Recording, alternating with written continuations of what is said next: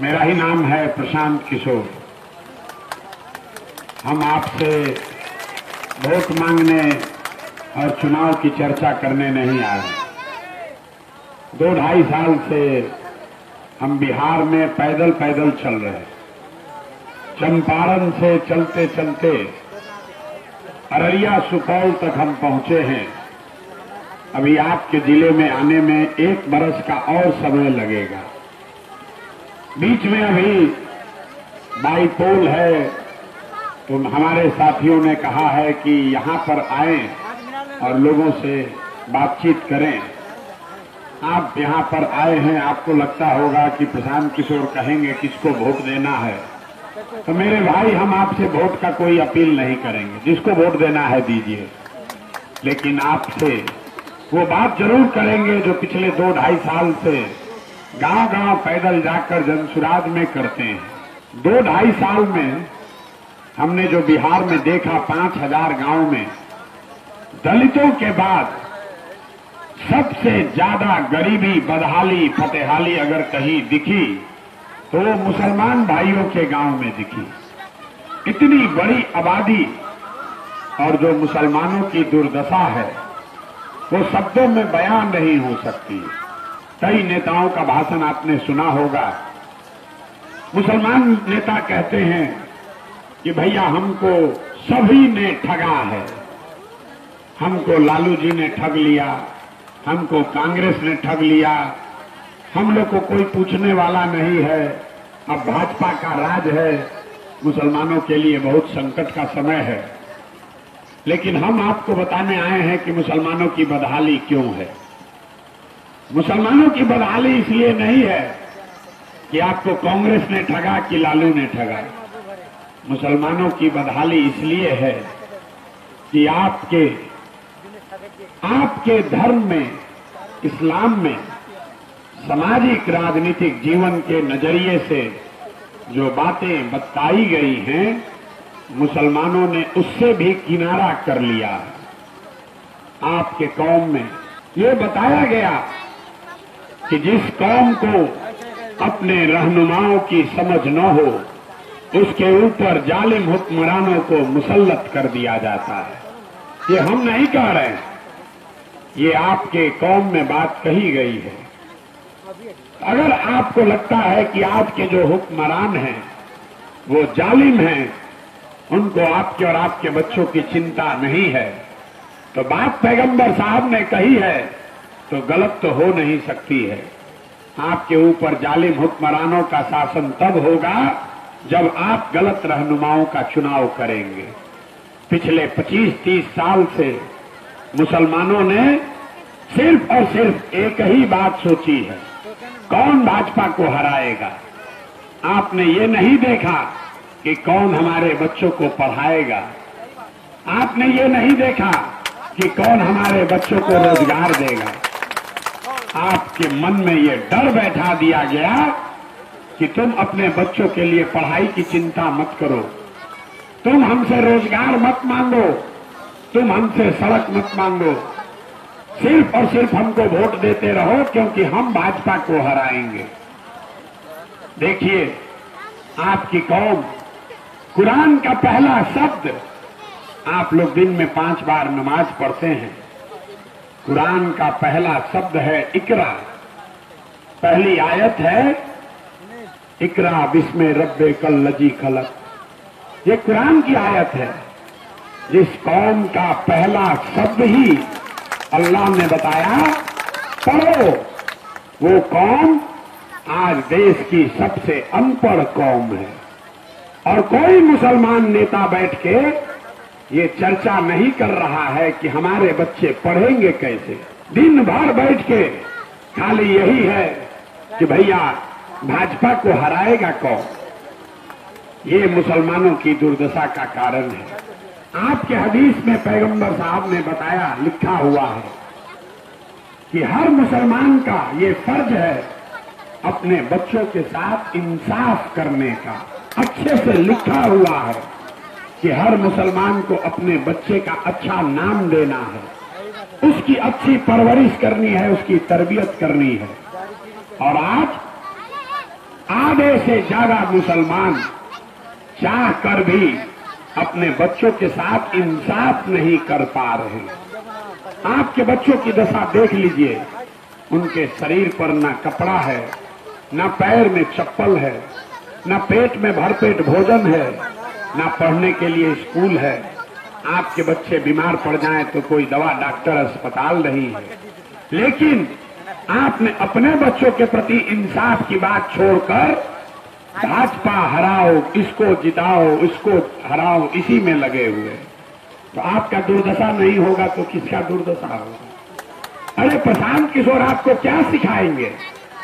जो बात इस्लाम में आपके पैगंबर साहब ने सिखाई, जब उसको नहीं मान रहे हो तो प्रशांत किशोर की बात आप क्या मानिएगा? आपके कौम में ये बताया गया कि बिना जद्दोजहद के जीवन में कुछ भी हासिल नहीं हो सकता। और आज का जो मुसलमान है वो राजनीतिक जद्दोजहद नहीं करना चाहता। आप अपने घर में गांव में बैठ के सोच रहे हैं कि ऊपर से कोई रहनुमा चला आए जो हम लोग को भाजपा से जीत दिला दे। आप वो जद्दोजहद नहीं करना चाहते। कौन आपका रहनुमा आएगा? कोई भी नहीं आएगा। न कांग्रेस आपका रहनुमा हो सकती है, न तेजस्वी, न प्रशांत किशोर। इतनी बड़ी कौम में, इतनी बड़ी कौम का रहनुमा कोई प्रशांत किशोर नहीं हो सकता। आप 30-35 साल से राजनीतिक बंधुआ मजदूर बनकर सिर्फ और सिर्फ लालटेन को, राजद को और उनके सहयोगियों को वोट करते रहे। कभी नहीं पूछा कि भाई हमारे बच्चों का क्या होगा, हमारे बच्चों को क्या मिलेगा। आप ये नहीं पूछते हैं। मुसलमानों की ये दुर्दशा हो गई है कि आपसे कोई वोट मांगने भी नहीं आ रहा। मुसलमानों के गांव में कोई राजद सीपीआईएमएल का कार्यकर्ता नहीं आता। उसको मालूम है कि सामने भाजपा से लड़ाई है, मुसलमान से वोट मांगे या न मांगे, अपने आप जाकर उसको वोट दीजिएगा ही दीजिएगा। अरे भाई, जब आपने अपने आप को बंधुआ मजदूर बना लिया तो आपके बच्चों का भला होगा कैसे? इसीलिए ये प्रयास शुरू किए। वोट नहीं मांगते, आपको ये बताने आए हैं कि अगर आप जद्दोजहद नहीं करोगे, आपके बच्चे राजनीति में नहीं आएंगे तो आपका और आपके कौम का भला नहीं हो सकता है। जिस मुसलमान से बात कीजिए वो कहता है कि हम लोग को कोई टिकट नहीं देता है, भागीदारी नहीं है। इस बिहार में जहां आपकी 18% आबादी है, सिर्फ 19 विधायक यहां पर मुसलमान हैं। सभी पार्टियों को मिलाकर सिर्फ 19 मुसलमान विधायक हैं। ये आपके लिए चिंता का कारण होगा, हमारे लिए नहीं है। आपके सिर्फ 19 विधायक हैं, ये चिंता का कारण नहीं है। चिंता का कारण ये है कि आबादी के हिसाब से यहां 1650 मुखिया, 1650 पंचायतों में मुखिया कोई न कोई मुसलमान भाई होना चाहिए। लेकिन पूरे राज्य में 1200 से कम मुखिया ही मुसलमान हैं। आबादी के हिसाब से 27,500 से ज्यादा लोग वार्ड सदस्य मुसलमान होने चाहिए, हैं सिर्फ 11,000 से कम। आप जरा सोच के बताइए, विधायक बनने के लिए आपको दल का टिकट चाहिए, इसलिए आप विधायक नहीं बने। लेकिन मुखिया बनने से आपको किसने रोका? वार्ड सदस्य बनने से आपको किसने रोका? आपके बच्चों को किसी दल ने नहीं रोका, आपको इस राजनीतिक मानसिकता ने रोका है, जहां पिछले 25-30 सालों में लालटेन वालों ने, राजद ने ये बता दिया कि तुम राजनीति में हिस्सेदारी मत मांगो, हमारे पीछे चलो, हमको वोट दो, हमारे लालटेन में किरासन तेल बनकर जलते रहो और अपने बच्चों के चिंता मत करो। यही आपके दुर्दशा का कारण है। जब तक आप लोकतंत्र में अपने लिए जगह नहीं बनाएंगे, तब तक कोई आपका भला नहीं करने वाला। यही बात बताने आए। जन सुराज में हम वोट नहीं मांगते, आपसे आपकी दुआ मांगने आए। और आपसे आपके बच्चों की सहभागिता मांगने आए। आप अपने बच्चों को जन सुराज में जोड़िए। ये वो व्यवस्था है जिसमें गरीब से गरीब घर का लड़का भी अगर उसमें राजनीति करने का जज्बा है, आपके पास पैसा नहीं है तो कोई बात नहीं, आपके पास व्यवस्था नहीं है तो कोई बात नहीं, आपके बाबूजी विधायक मंत्री नहीं है तो कोई बात नहीं, अगर आप बिहार के लिए अपने समाज के लिए कुछ करना चाहते हैं तो आप जन सुराज से जुड़िए। जन सुराज वो व्यवस्था है जहां हम अपने खर्चे से आपके बच्चों को प्रशिक्षण भी देंगे और अगर उसमें क्षमता होगी तो उसको चुनाव भी लड़ाएंगे। खाली विधायक का नहीं, उसको मुखिया भी बनाएंगे, पंचायत भी लड़ाएंगे, वार्ड सदस्य भी लड़ाएंगे। यही आपसे अपील करने आए हैं। हमने कहा है कि जन सुराज में जिस समाज की जितनी संख्या है उसको उसके हिसाब से भागीदारी मिलेगी। और ये सिर्फ कहते नहीं है, अभी बाई इलेक्शन हो रहा, 4 सीटों पर चुनाव हो रहा, एकमात्र जन सुराज ही है जिसने एक मुसलमान साथी को 25% हिस्सेदारी देकर बेलागंज में मुसलमान साथी को टिकट दिया। जिस दल को 30 वर्ष से आप अपने खून पसीने से सींच रहे हैं, वो राजद वालों ने आपको कोई टिकट नहीं दिया है, वो एमएल वालों ने आपको कोई जगह नहीं दी है। आपका वोट लेते हैं भाजपा का डर दिखाकर। ये सड़क नहीं बनने वाली है, अगर बन भी जाए तो आपके बच्चों का भविष्य नहीं सुधरने वाला है।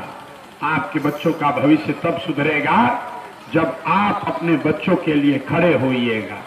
किसी के पीछे चलने से भला होने वाला नहीं है।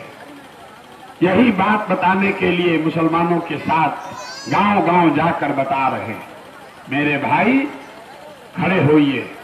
जो बात इस्लाम में आपको बताई गई है उसको आत्मसात कीजिए, वहीं से रास्ता निकलेगा। इस्लाम में बताया गया है जब आगे का रास्ता न दिखे तो बेशक मशवरे में खैर है। तो आपसे मशवरा करने आए हैं। मुसलमानों के साथ दिक्कत ये है कि आप जिसको हराने की कोशिश कर रहे हैं वो तो आपको परेशान करिए रहा है, जिसको आप जिताने के लिए वोट दे रहे हैं वो भी आपको अपने बगल में नहीं बैठा रहा। वो भी कहता है कि लोग जयान जा कहां, इनको तो वोट देना ही देना है। तो जब तक इस राजनीतिक बंधुआ मजदूरी को आप खत्म नहीं करेंगे तब तक मुसलमानों को उनका हक नहीं मिल सकता है। लोकतंत्र में सबसे ज्यादा जरूरी है अपने लिए विकल्प रखना। अगर आपको राजद को वोट देना है दीजिए वोट, लेकिन कम से कम उसको बताइए तो सही कि मेरा काम नहीं करोगे तो जन सुराज में चले जाएंगे। जन सुराज जब आएगा तब आएगा, लेकिन राजद वाले आपको अभी से पूछना शुरू करेंगे। हमारी बात पर भरोसा नहीं है तो अभी एक हमारे साथ सेल्फी खींच के, फोटो खींच के अपना फेसबुक पर डाल दीजिए, और जो भी एमएल का राजद का कार्यकर्ता है तुरंत फोन करेगा, अरे चचा काहे नाराज है, काहे जन सुराज में गए थे। जिसने आपको पिछले 4 बरस 5 बरस फोन नहीं किया होगा, आज वो आपको फोन करेगा, आपसे पूछेगा क्यों नाराज हो, क्यों जन सुराज में जा रहे हो। तो आपको जन सुराज वही रास्ता दे रहा है। इस विकल्प को चुनिए, इस विकल्प को अपनाइए। ये गांधी की आजादी से पहले कांग्रेस को पुनर्जीवित करने का अभियान है, जिसमें अगड़ा पिछड़ा, हिंदू मुसलमान, गरीब अमीर सब लोग मिलके जैसे देश की आजादी का लड़ाई लड़े थे, वैसे ही बिहार के लोगों को, बिहार को गरीबी से निकालने के लिए समाज के सभी वर्गों को साथ लेकर एक नई व्यवस्था बनाने का प्रयास है। सिर्फ दल बनाकर वोट लेने का अभियान नहीं है। अगर आपको समझ में आए तो इससे जुड़िए, और न समझ में आए तो जिसका बंधुआ मजदूरी है कर रहे करते रहिए। लेकिन एक बात लिख के ले लीजिए, अगर आप बंधुआ मजदूर की तरह वोट करते रहेंगे, लालटेन में किरासन तेल बन के जलते रहेंगे, तो याद रखिए लालटेन में जल रहे हैं आप, आपके बच्चों का भविष्य, और रोशनी हो रही है कहीं और। आपके घर में वो रोशनी कभी नहीं आएगी इसलिए जगिए, ये संदेश पूरे बिहार में दीजिए कि मुसलमान किसी भी दल का, किसी नेता का, किसी व्यक्ति का बंधुआ मजदूर नहीं है। जो समाज, जो नेता मुसलमान के लिए उसके हक की बात करेगा, उसके साथ खड़ा होगा, उसके बच्चों के पढ़ाई रोजगार की बात करेगा, आप उसके साथ कंधा लगाएंगे। जब ये संदेश जाएगा, पूरे राज्य भर में मुसलमानों की स्थिति सुधरेगी। और सुधरने के लिए खाली जन स्वराज को नहीं करना है, दूसरे सारे दल जिनको आप वोट देते हैं या जिनको आपका वोट चाहिए, वो सब आपके पास आएंगे। जन स्वराज भी आएगा, राजद भी आएगा, कांग्रेस भी आएगी, जदयू भी आएगा। लेकिन अगर आप किसी के बंधुआ मजदूर बने रहेंगे तो कोई आपके पास नहीं आएगा, कहीं आपका भला नहीं होगा। इसलिए इस्लाम में जो बातें बताई गई हैं उसको आत्मसात कीजिए, कुरान में जो बात बताई गई है उसको समझिए और उसको अपने जीवन में लागू कीजिए। उसी से आगे का रास्ता मिलेगा, उसी से तरक्की आएगी, उसी से आपके और आपके बच्चों का भला होगा।